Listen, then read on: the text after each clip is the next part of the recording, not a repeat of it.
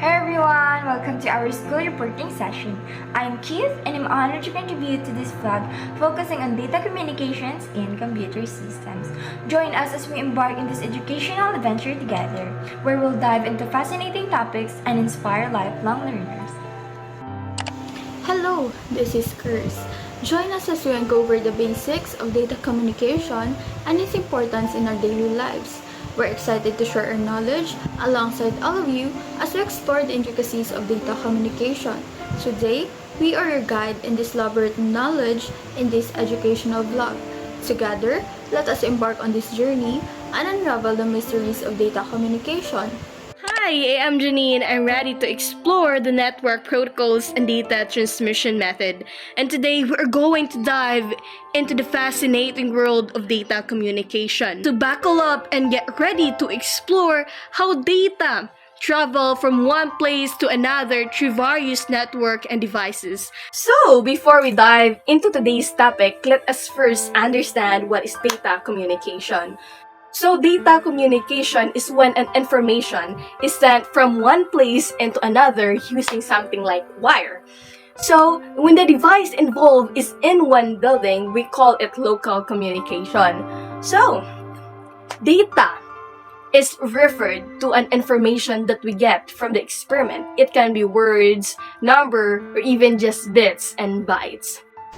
For data communications to happen, you need at least two devices ready to communicate, a way for them to connect, like wires or wireless signals, rules for how they talk to each other, and a standard way to represent data and sending bits either one at a time or in groups. A data communication system has a few main parts. Devices can communicate in three different modes: the simplex, half-duplex, or the full duplex. Simplex mode. Communication is one way, like a street with traffic moving in only one direction. For example, keyboards and data will monitor to receive it.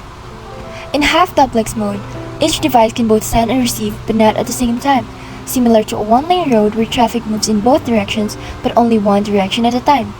This mode is used in walkie-talkies and CB radios. In full duplex mode, both devices can send and receive at the same time, like a two-way street. This mode allows for simultaneous communication in both directions, either through separate paths or by sharing the channel's capacity. Good data communications depend on four important things. Delivery. Data needs to get the right place in the right order. Accuracy. Data should be sent correctly without mistakes. Timelessness. Data should be delivered quickly. And the last one is jitter. This is when there are uneven delays in how data packets arrive, which can affect quality. And now, let's discuss network technology. It involves using computer systems to organize and share digital resources over a network, moving data from big systems to smaller ones. The goal is to make it easier to exchange information, advices, and referrals. These are the advantages of computer networking. However, there is also downsides. One, it reduces independence and strength. Number two, it brings security problem.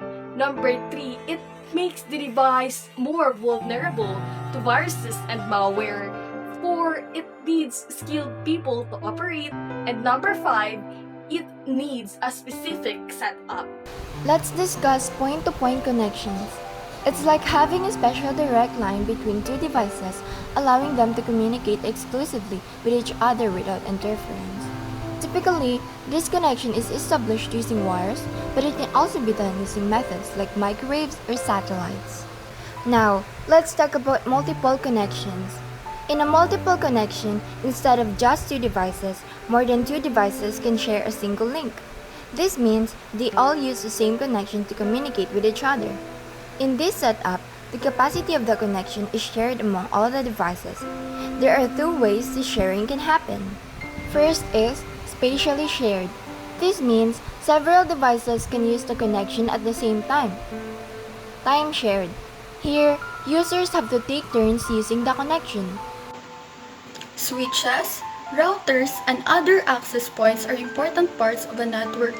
They help devices connected to the network talk to each other and to other networks like the internet. Networks are grouped into categories based on their size, ownership, how far they reach, and how they're set up physically.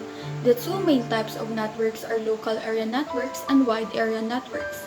LANs are smaller and usually covers areas less than 2 miles, while WANs can be as big as worldwide. There's also a type called a metropolitan area network, which falls in between and covers tens of miles. A metropolitan area network is a network that is bigger than LAN but smaller than one. It's usually cover a town or a city. It is for the people that needs fast internet connection across the country. Like this is a line from a phone company. The newest standard for global wireless network is called 5G. It's similar to Wi-Fi 6 but works on a much larger scale. While Wi-Fi is typically used in places like offices or stores, 5G is used outdoors or in big businesses. 5G is the fifth generation of mobile networks. It's designed to provide faster data speeds, lower delay times, more reliability, bigger network capacity, wider availability, and a consistent experience for users. And that wraps up our discussion on data communications. We've covered a lot today, from the basics of networking to the latest trends like 5G. As we conclude our topic on data communications, we've explored the fundamental concepts and technologies that make communication between devices possible, from understanding the different modes of communication to exploring the components of a network. We've gained valuable insights into how data travels and connects us into the digital world. I hope that you find this journey informative and engaging. Remember, data communication plays a crucial role in our daily lives, from connecting with our family and friends to accessing information online. As we sign off, we encourage you to stay curious and continue exploring the fascinating world of technology. Thank you for joining us in this learning adventure. Until next time, happy exploring!